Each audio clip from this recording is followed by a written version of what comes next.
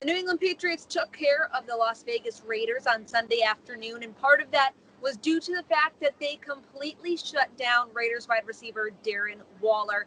I'm Sarah Goodwill here with Evan Lazar. Now, Waller was questionable leading up to this game. He was active 90 minutes before the game. We found out he would be involved in this offense, but clearly the Patriots had a plan because they held him to 2 catches for just 9 yards, both of those coming in the fourth quarter, pretty much in garbage time. How impressive was it that they were able to limit his production to basically nothing?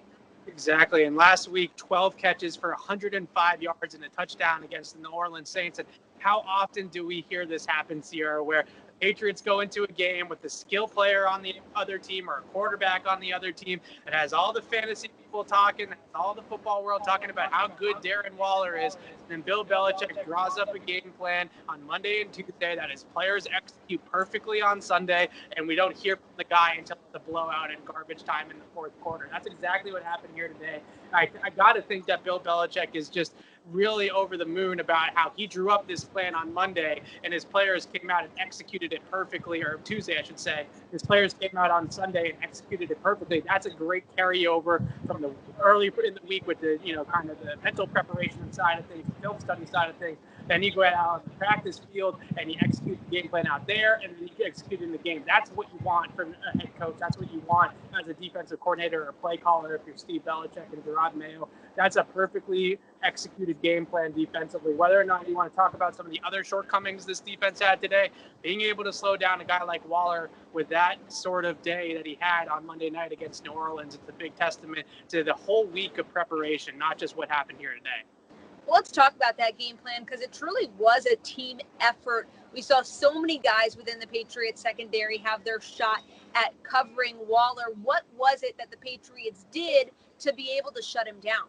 They threw the kitchen sink at him, which is just exactly what Bill Belichick does often with receivers, that are so good at multiple things. And that's what they were saying all week. And we kind of took it at face value and said, whatever, we'll see what happens. They said, you can't just run one scheme against a guy like this because he's too good at multiple things to do that. It's not Tyreek Hill just taking the top off the defense where you just throw a safety over the top and call it a day. Today, there was a lot of bracket coverage early on. There was cut coverages where the defender in man coverage kind of passes him off to another defender coming up from the safety alignment. Devin McCourty cutting a lot of those crossers off. Match coverages where if he goes underneath the defense, he's passed off. If he goes vertical up the defense, he's in man coverage against Dewan Williams.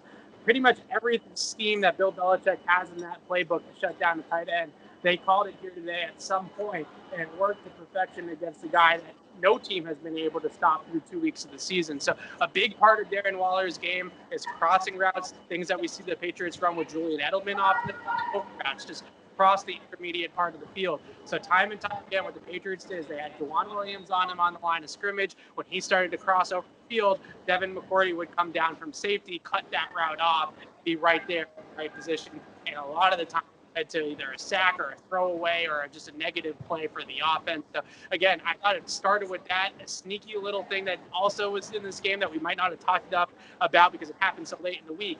Rookie first-round pick Henry Ruggs not being in this game was massive for the Vegas Raiders because they did not have a single person on this offense that scared the Patriots defense over the top. So they were able to jump all those crossing routes. They were able to jump all those inside breaks because nobody was making that post safety stay deep. So last week against New Orleans, you watch the space at the second and third level that Henry Ruggs creates for a guy like Waller. This week, that space wasn't there because Ruggs wasn't healthy. So that's a big part of the reason why they drafted him.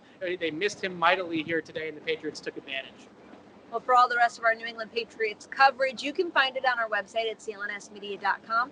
And don't forget to subscribe to our YouTube channel at Patriots Press Pass.